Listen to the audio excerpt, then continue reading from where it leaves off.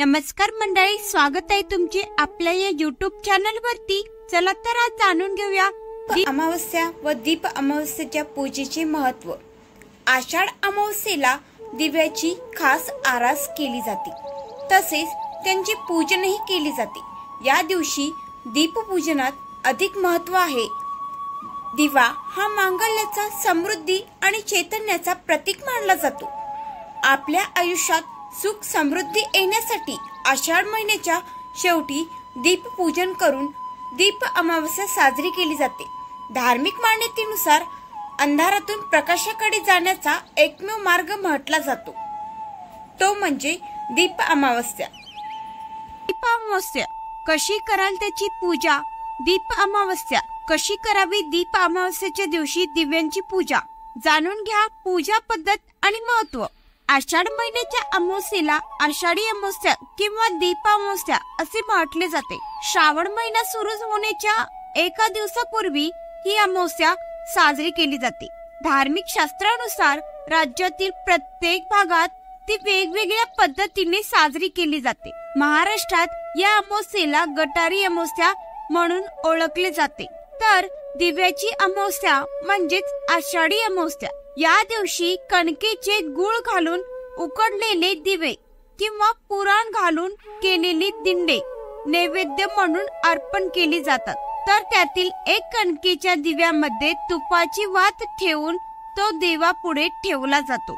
आषाढ महिन्याच्या अमावस्येला आषाढी अमावस्या किंवा दीपामावस्या असे म्हटले जाते।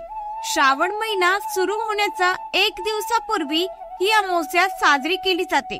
धार्मिक शास्त्रानुसार राज्यातील प्रत्येक भागात ती वेगवेगळ्या पद्धतीने वेगवेगळी साजरी केली जाते। या गटारी अमावस्येला दिव्याची अमावस्या म्हणजेच आषाढी अमावस्या असे म्हटले जाते। या दिवशी कणकेचे गूळ घालून उकडलेले दिवे किंवा पुरण घालून केलेली दिंडी नैवेद्य म्हणून अर्पण केली जाते, तर त्यातील एक कणकेच्या दिव्यामध्ये तुपाची वात ठेवून तो देवापुढे ठेवला जातो। अमावस्येच्या रात्री प्रकाशाचे विशेष महत्त्व असते।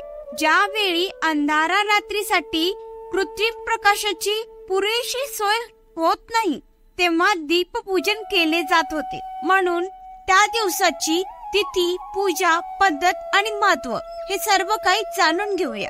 यंदा दीप अमावस्या 24 जुलै 2025 वार गुरुवार या दिवशी आहे। दीपपूजा महत्त्व। आषाढ अमावस्येला दिव्याची खास आरास केली जाते, तसेच त्याचे पूजनही केले जाते। या दिवशी दीपपूजनाला अधिक महत्त्व आहे।